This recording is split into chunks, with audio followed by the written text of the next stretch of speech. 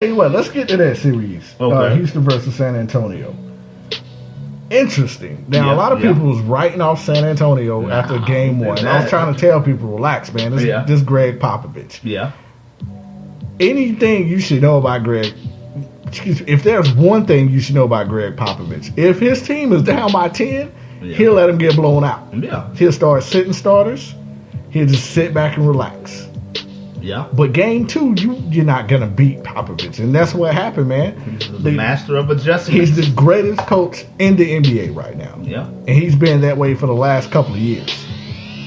One can argue, even when Phillip was over there with the Lakers, Pop was still the best coach in the NBA. I mean, it was debatable. Neck and neck. I mean, he beat Phil. Phil beat him. Yeah, it's debatable. Yeah. Pop was the only guy I seen to completely take LeBron out of his realm. Like, nobody else can stop LeBron right now, which is what we're going to get to next. Yeah. But Popovich figured out a way to get him. He didn't look very LeBron-like, per se. Okay. But I do think if San Antonio make it out this series and they face Golden State without Steve Kerr, Golden State may be in some trouble. Now, the loss of Tony Parker, do you think that'll play a significant role in that series? To be honest with you, no. Because Patty Mills is pretty good. Like, he's been pretty good for a while now here. And, I mean, Parker was like 1 out of 5 games. He'll get you, he'll get you a performance out of one out of those 5 games. That game, too, he was remarkable. Exactly. He'll throw a remarkable game in there every now and then. But I think Patty Mills is more consistent. And at this stage of his career, overall, of course, Tony Parker is better than Patty Mills overall. But at this stage of his career, I think Patty Mills is more consistent than Tony Parker. And of course, it'll hurt a little bit, but I'm not writing them off just because Tony Parker's not there. Now, the most remarkable person on the court has been Kawhi Leonard. Not Kawhi. Now, I've, of course, watched Kawhi during the season, but I've kept a close eye on Kawhi during the playoffs. And, boy, Kawhi Leonard has stepped this game up to 8 different notches. Working with Kobe in the offseason, and you can see it. You can. That top of the key game is very Kobe-like. Very much so. How impressed have you been with Kawhi Leonard? Very much impressed. Like you said, his footwork from last year to this year, he improves to me. It looks like every year he's improving. And I'm very impressed with Kawhi. I mean, he plays both ends of the court. So that's what separates him from some of these other stars that are, out there. He plays offense and he plays defense. Best two-way player in the NBA? Of course. Better than LeBron. LeBron plays for it, he plays defense when he wants. When he wants to, I do think Kawhi is the better defender. And now offensively, he's starting to get there. He is. But who wins the series between San Antonio and Houston? No, in your opinion? not Houston. San Antonio, they should win that series. I think so, too. I think they're going to be able to close it out. It's probably going to go 6. Because it's 2-1 right now. It's 2-1 right now, San Antonio. It'll probably go 6. I think it'll go 6. I don't think it'll go 7. Nah. Mr. MVP candidate got to step it up. Harden kind of looking disappeared the last right 2 now. games. Yeah, definitely not looking good right now. The claws being all over his ass. He can't do nothing. Think he needs to step it up, Beard. Pull something out of that goatee. The magic going here, bro. You had it going game 1. Yeah. But that's against a Popovich team that's notorious for easing up. Yeah. If he feel like his team is going to lose. Yeah. But now he's focused. And taking James Harden out. You better bring something.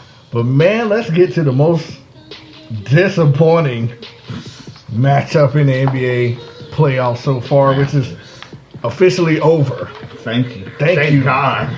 Yeah, because I wanted to see no more of that crap. No. The Cleveland Cavaliers versus the Toronto Lizards. I will say this, Josh. Okay. Toronto is the best WNBA team in the NBA. WNBA team. Okay. All right. Okay. Oh, yeah, because it's a team full of vaginas. Oh, wow. Like, soft. Every single one of them dudes. Man. Charmin soft. I would agree with you. DeRozan, he needs to get out of there. To me, absolutely. DeRozan needs to go. He needs to They go. need to cut ties with Kyle Lowry. Yeah. We just need to America, in Mexico, in Great Britain. Yeah. Let me know in Canada. Could you listen? Yeah. Let me know when Kyle Lowry has been available doing a meaningful game. I don't even know what was wrong with him, but he didn't play. Last year was the migraines. He had a little boo-boo on his head.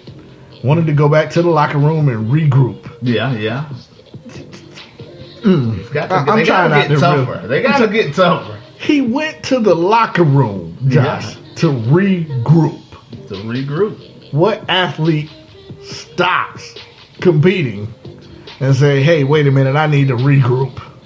I mean, look. If you look at the box score, I mean, Corey Joseph filled in pretty good. He had 20 and 12 in assists. 40 minutes. Yeah. DeRozan had 22, 8 assists. He been so disappointed. Ibaka showed up, 23 points. PJ Tucker, 14 points. They don't play defense. They're not tough. Like they need to be soft. tough. Exactly. You're right. That's the only thing. It's a soft team. And let me tell you something. They might be better without Larry. DeRozan is so overrated. Oh my! He's got a good mid-range game. I'll give him that. He's got a great mid-range game. That right there. Yeah. That pisses me off more than anything. He has a great mid-range game. Yeah. That's like your girl having a fat ass but wear hammer pants all the time. It's irrelevant. Defeats the purpose. You gotta have a mid-range game. It's like having a Ferrari in your garage, but you ain't got gas money to put it in it. It defeats the purpose. He does need to work on his mid-range. It's awful. Yeah, he does need to work on that. I don't know why he This is a game that excels on three-point shooting. That's right. Cleveland Cavaliers can figure that out. They are deadly behind the arc. Golden State are the best team in the NBA. Kawhi figured it out, and he improved his three-point shooting. Yeah. I mean, mid-range killer, as they call him, that gets you swept is what happens. Because, I mean, you're right. Because, I mean, we all know he can't shoot threes. He was 0 for 2. He doesn't shoot threes. He was 0 for 2. He just won't even shoot them. Yeah, I mean, he was 0 for 2 today. I mean, I'm surprised he took 2 of them. But he's a mid-range guy. He does need to work on his three.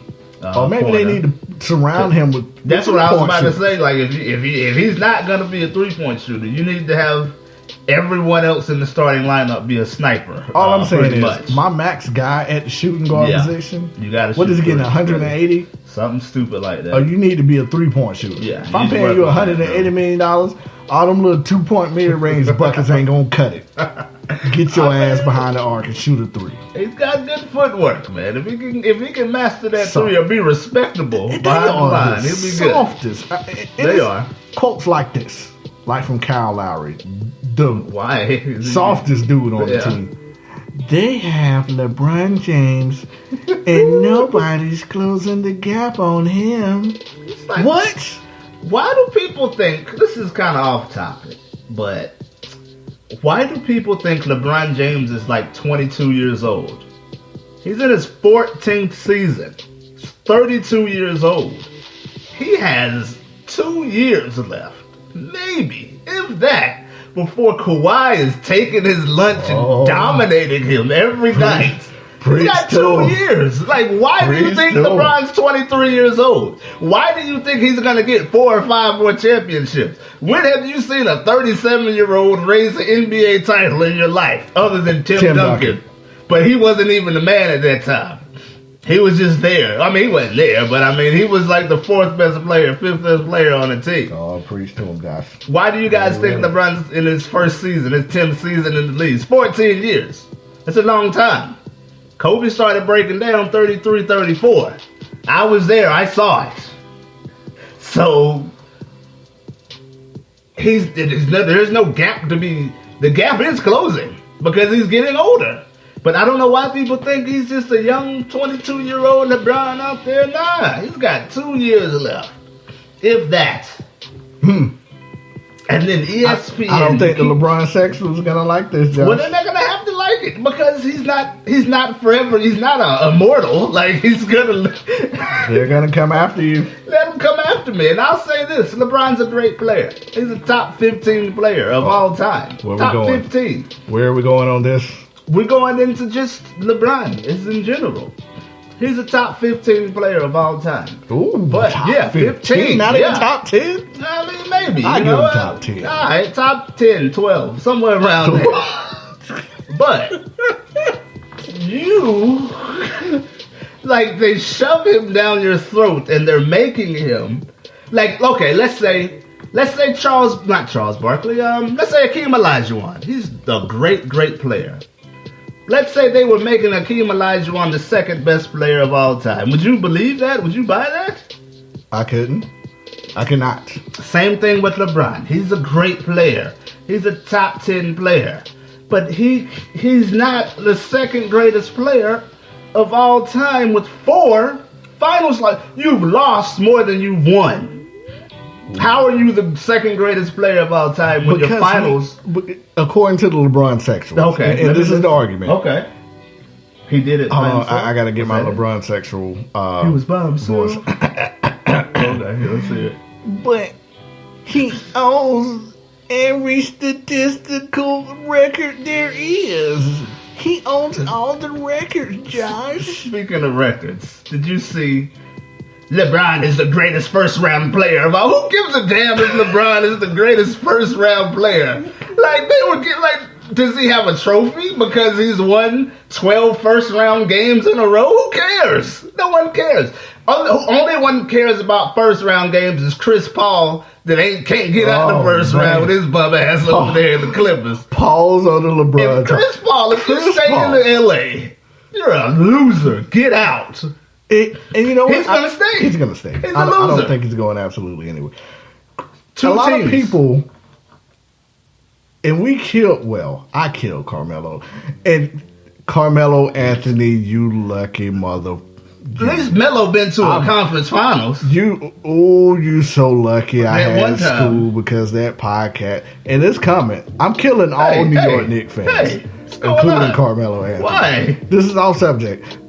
I'm coming to Carmelo. Why? Hold on. Give me some time, you losing bastard, you. What did he do? He's just a loser. He's not a bigger loser than Chris Paul. They are on the same boat. No. Melo's been to a conference finals. Chris Paul can't get out the second round. And most of the time, he can't get out the first round. George Karl had everything to do with that finals. And I just want to apologize to Chauncey Billups, who was the main reason that the Denver Nuggets went to the Western Conference Finals. He was it had absolutely nothing to do with Carmelo. Melo was there. Chauncey Billups, my apologies to you, Big Shot, for taking that team to the Western Conference Finals, because you had that bomb-ass Carmelo Anthony for a teammate who... Chris Paul ain't never been there. Chris Paul, you starting to get there, buddy. You starting to get on the map. He's there. I tell you what, Christopher St. Paul. There's 2 teams that haven't been to the conference finals, and he's been a part of both of them. If you re-sign with the LA Clippers, you're an idiot. I'm adding you to my Carmelo list. Add him. You should add him now. Rip your ass a new one. Probably on the next podcast. Do not sign with the LA Clippers again, because if you do, you and Carmelo are, I know you guys are brothers or sisters or whatever you want to call yourself. And you know what? I bet you Carmelo dumbass is talking to him. As a matter of fact. Hey, man. You ain't got to leave nowhere.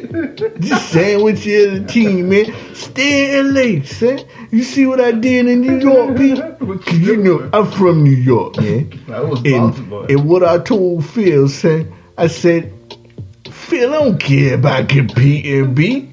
Just give me the $120 million. So, CP, man, you do the same thing I did in New York, son. Just re-sign with the Clippers. Who cares if you never make it out the first round? You know what I mean? That means nothing, B. Who cares? Staying in LA is beautiful. Well, me and Lala not coming because she left me for KG again. But you know, I got some side chicks that we gonna come out to LA. We gonna chill out with you and State Farm and Dame Lillard. We gonna chill and kick it, man. Cause Dame Lillard, you probably gonna be an A seed the rest of your life, man. You never getting out the first round either, B. So we all gonna chill. He definitely ain't going nowhere. CP3, what up, baby? This from your boy Melly Mills. Melly Mills. Melly Mills. Just get out, CP. Doc Rivers can't coach